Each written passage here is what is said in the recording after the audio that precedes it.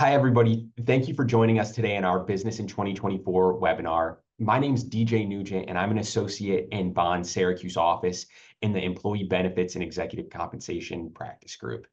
Today, I spoke to you about updates to Employee Benefit Plan cybersecurity guidance that was issued by the United States Department of Labor.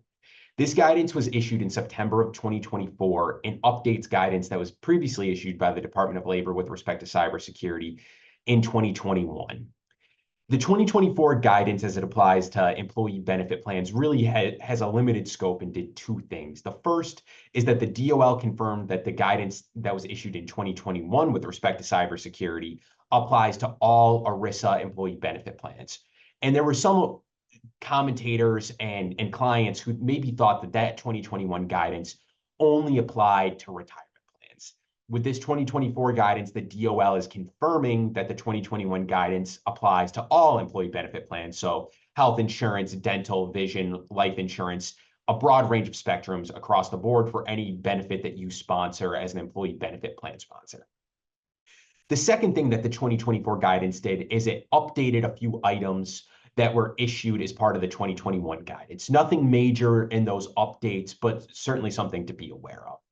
I then went through just as a refresher for you to understand what that 2021 guidance said. And there was really three pieces of guidance that were issued in 2021. And those pieces of guidance were directed at different audiences, some to plan sponsors and plan fiduciaries of employee benefit plans, some to the vendors that are hired by plan fiduciaries of employee benefit plans, so brokers, consultants, record keepers.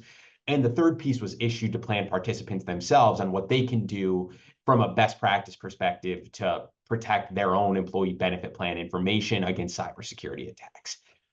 The takeaway from today is for employers and fiduciaries of employers to really be aware that this guidance exists.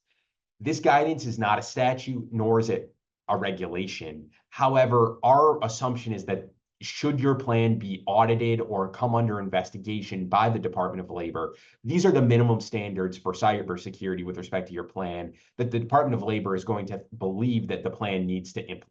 So it's important to know what these best practices are. I think with that in mind, it's speaking with your brokers and vendors to make sure that they have a process in place to address these items of cybersecurity best practices, and that you as an employer have a process in place to assess and evaluate both when you're hiring a vendor and when you're reviewing how that vendor is working to make sure that this is part of your criteria that you're considering. Is this vendor doing what they're supposed to do from a cybersecurity concern? And also, is this vendor doing what they're supposed to do to help you fight back against any investigation from the government or from any claims from participants? The second takeaway from today is to really understand that these fiduciary obligations that are being imposed on health and welfare plans is a growing trend both from the Department of Labor and from plaintiffs' attorneys.